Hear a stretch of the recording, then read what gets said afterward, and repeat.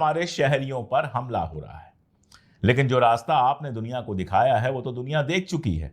इसलिए ईरान ने भी इस बार उन जगहों पर हमला किया जिसमें इजराइल के ठिकाने हैं। बिल्कुल यह हो सकता है कि कुछ मिसाइलें गलत निशाने पर लगी हों। जब भी जंग होगी तो यह सारा कुछ होगा, लेकिन यह तो तय है कि इजराइल ने कभी ख्वाब में नहीं सोचा था कि इस तरह की बर्बादी उसको देखने को मिलेगी और यूएस कहेगा कि अपनी लड़ाई खुद लड़ो, दो चार बातें मैं और कर लेता हूं।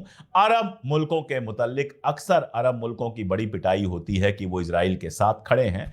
अरब मुल्कों की अपनी मजबूरी है भाई, अमेरिका से दुश्मनी नहीं ले सकते। लेकिन एक बात यकीन से मैं कह सकता हूं, और ये जो मैं कह रहा हूं वो अरब के जो अखबार है अलग अलग, जो अपने अपनी सत्ताओं से अपने अपने स्टेट से जुड़े हुए हैं, उनकी बातों से मैं कह रहा हूं। भले खुल के ईरान के साथ वो ना आए, सिर्फ इतने पर रुक जाए कि इजराइल के हमले की मजम्मत करें।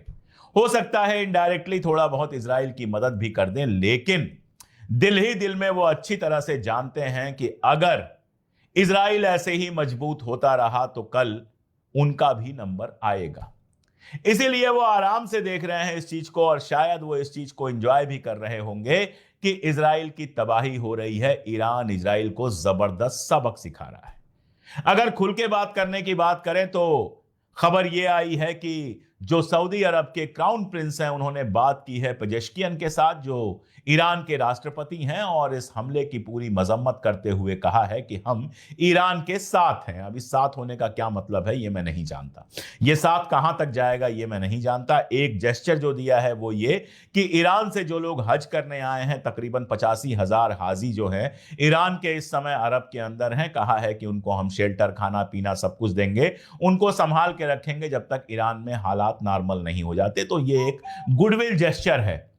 और ईरान ने भी यह बहुत क्लियर किया है कि अभी फिलहाल उसने किसी भी अगल बगल के मुल्क पर हमला नहीं किया है, सिर्फ धमकी दी है कि अगर कोई मुल्क इजराइल के साथ डायरेक्टली शामिल होगा तो हम उस पर भी हमला करेंगे। और फिलहाल कोई अरब मुल्क इस बवाल में फंसना नहीं चाहता है, कोई नहीं चाहता है कि ईरान उस पर हमला करे या फिर इजराइल उस पर हमला करे। लेकिन जॉर्डन, जिसकी सबसे ज्यादा मजम्मत होती है, और जॉर्डन का कुछ इतिहास भी है। जॉर्डन के जो शाह हैं, ओटोमन साम्राज्य से उन्होंने धोखा किया था और उसके बाद इंग्लैंड के साथ मिलकर इंग्लैंड ने ही सेकेंड वर्ल्ड वॉर के बाद उनको जॉर्डन का किंग बनाया था। ये सारी बातें हम सब जानते हैं।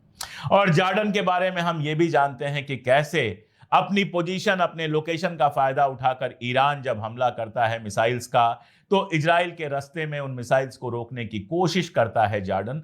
रोकता भी है, कुछ मिसाइलें तो रोक ही लेता है। हालांकि इसके चलते जॉर्डन के अंदर दो कम से कम बड़ी आग लग चुकी हैं, एक कम से कम घर बर्बाद हो चुका है। तो दुनिया का शायद इकलौता मुल्क होगा जो किसी और मुल्क को बचाने के लिए, जिस लड़ाई में उसका कोई लेना देना नहीं है, अपनी जमीनें बर्बाद कर रहा है, अपने घरों में आग लगवा रहा है। खैर वो अलग बात है। लेकिन जॉर्डन की भी अपनी मजबूरियां हैं, समझना चाहिए। किसी वीडियो में बहुत डिटेल में बात करूंगा। फिलहाल टर्की की बात कर लेता हूं सबसे आखिर में। टर्की का जो अखबार है, उस अखबार की अगर रिपोर्टिंग आप पढ़ेंगे तो वो पूरी तरह से ईरान के साथ खड़ा नजर आता है, और यहां तक कि एर्दोगान के बयान भी हैं इजराइल के खिलाफ। लेकिन टर्की सबसे ट्रिकी मुल्क है वहां पर, जिसके बारे में कुछ भी कहना बहुत मुश्किल है। बयान तो वो फलस्तीन के लिए भी लगातार दे रहा था, लेकिन मदद इजराइल की कर रहा था। अभी वो क्या करेगा हम नहीं जानते। और हकीकत यह है कि इन सबका रुख डिपेंड करेगा इस बात पे कि अमेरिका क्या करता है। और अगर अमेरिका इस जंग में शामिल नहीं होता है तो यकीन जानिए कि इजराइल के बुरे दिन शुरू हो गए हैं। इजराइल ने गलत जगह हाथ डाल दिया है। इजराइल की जनता अब सवाल पूछ रही है कि हमारे ऊपर बम गिर रहे हैं और हमारे मिनिस्टर्स बंकर में छुपे हुए हैं, नेतन्याहू कहां भाग गया किसी को पता ही नहीं है। और कहा तो नेतन्याहू ने ईरान के लोगों से है कि अपनी सत्ता बदल दो, लेकिन कहीं ऐसा ना हो कि इजराइल के लोग ही नेतन्याहू को बदल दें और हमेशा के लिए इतिहास के कूड़ेदान में डाल दें। जैसे जैसे जो जो होगा सब मैं अपडेट करता